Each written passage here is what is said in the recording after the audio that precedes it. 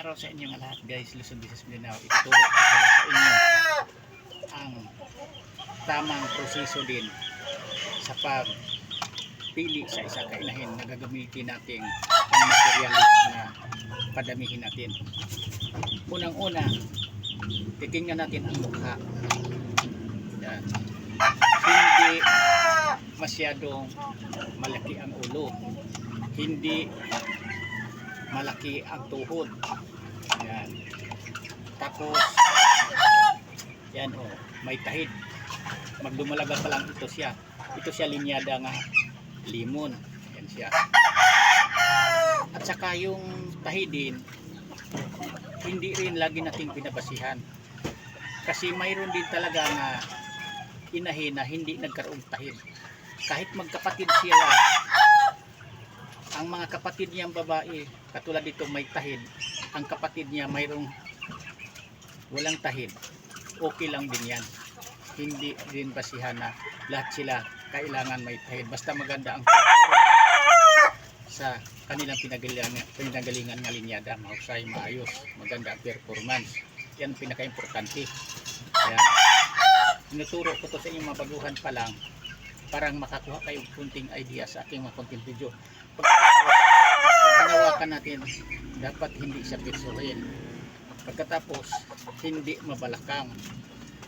Ito talagang pinaka-importanting isingit ko itong turo kasi mabaguhan pa lang. Pag ganyan natin sa ating kamay, hindi sasabit dito yung buto dito sa balakang yan, tulad yan diretso.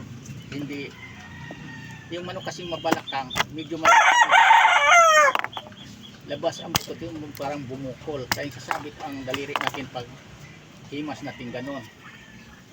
Yan ang pagpili ko nga proseso.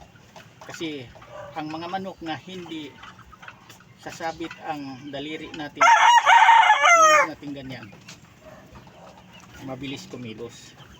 Ang manok naman na mabalakang, malakas yan sa ibaba sa takan. Pero mas maganda talaga nga hindi dapat sumasabit ang ating mga daliri pag himas natin ganyan dito sa likuran. Kasi yan ang pinaka-importante sa babae. Kasi dito makukuha sa mga inahin ang mga magiging anak niya, ang pormahan sa mga pangkawan. Kasi may makuha man sa ama, sa lalaki, pero ilan-ilan lang, karamihan talaga dito makukuha sa ina kung ano ang ina ang forma sa pagmamukha, sa kulay sa paa. Yan.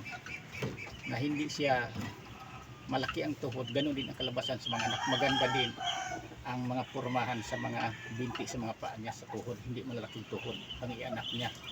Lalo na kung ang lalaki, yung quality din, mahusay din, okay din ang linyada, tapos hindi rin malaki ang paa, hindi rin malaki ang tuhod. Kasi dati ang mga manok malalaki ang tuhod. Sa ngayon, proseso sa pagpalaki, sa pagpili sa manok, karamihan sa hindi na niuso ngayon ang mga malaki paa, malaki ang tuhod. Kailangan mga manipis na at saka hindi na malaking tuhod at saka hindi na mabalakang ang ginagamit na pang materialis ng babae.